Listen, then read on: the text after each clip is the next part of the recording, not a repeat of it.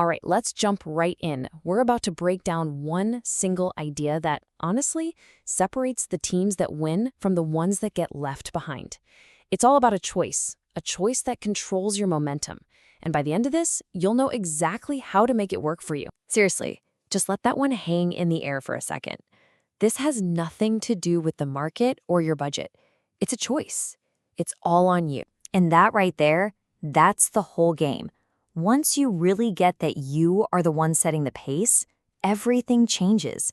You stop playing defense and you start playing offense. That's right. Speed isn't just something that happens by accident. It's a decision you actively make every single day. And choosing to be fast is how you break through all the stuff that's holding you back.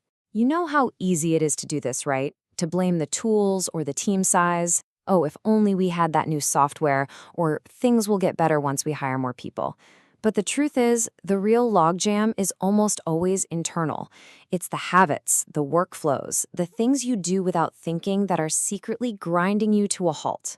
So what happens if you just don't choose? If you accept being slow? Well, staying stuck isn't free.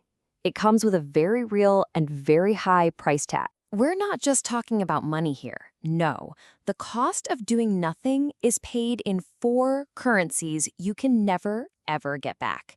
You lose momentum, so every new project feels like pushing a boulder uphill.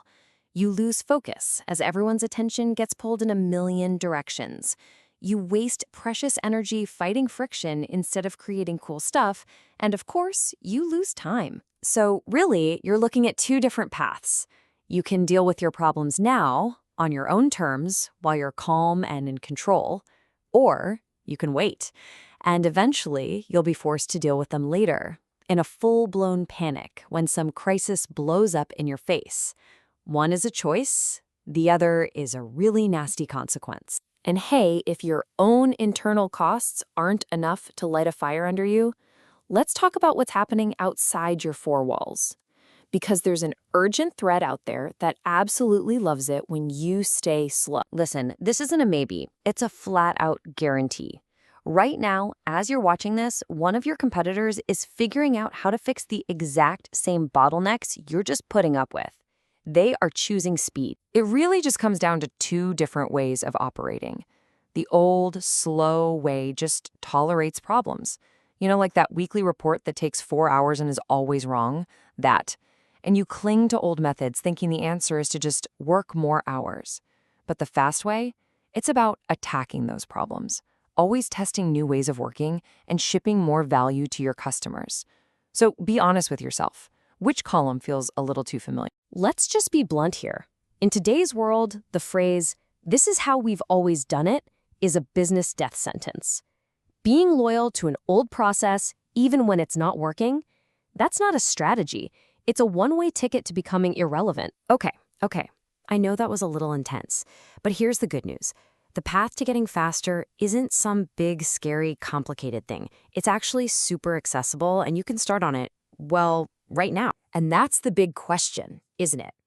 The problems can feel so tangled up, it's hard to know which thread to pull first. It can feel pretty overwhelming. So forget trying to fix everything at once.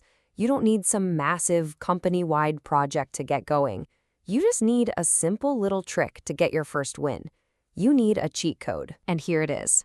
This is the most powerful question you can possibly ask yourself and your team. Why?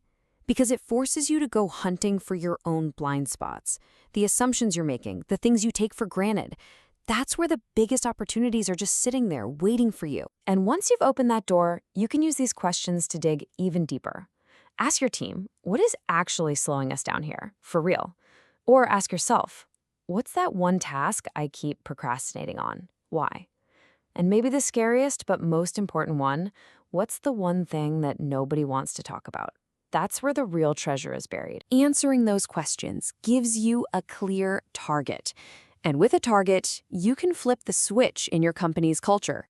You can go from just surviving the day-to-day grind to actively solving your way into a much better future. And it all comes together in this dead simple, repeatable loop. You don't have to be perfect. The goal is just to start the cycle. Pick one small problem, Learn about it. Try a potential solution. Test it out. See what broke, and then fix it. And then, and this is the most important part, do it again. Repeat the process on the next problem. And this is the magic. This is the payoff. Every problem you truly solve is like a weight lifted off your shoulders. Each time you run that little loop, your company gets a little lighter, your team gets a little faster, your whole business gets a little smarter. This is how you build real sustainable speed. And we'll end with this one last stark reminder. You can choose to move or you can choose to wait. But if you wait too long, that choice gets taken away from you. The market, your customers, your competitors, they will make the decision for you. And trust me, you're not going to like their choice. So I'll leave you with this. If this explainer made you think of someone who is just hitting the same wall over and over, share it with them. But if that person you were thinking about is you, don't just think about it. Do something.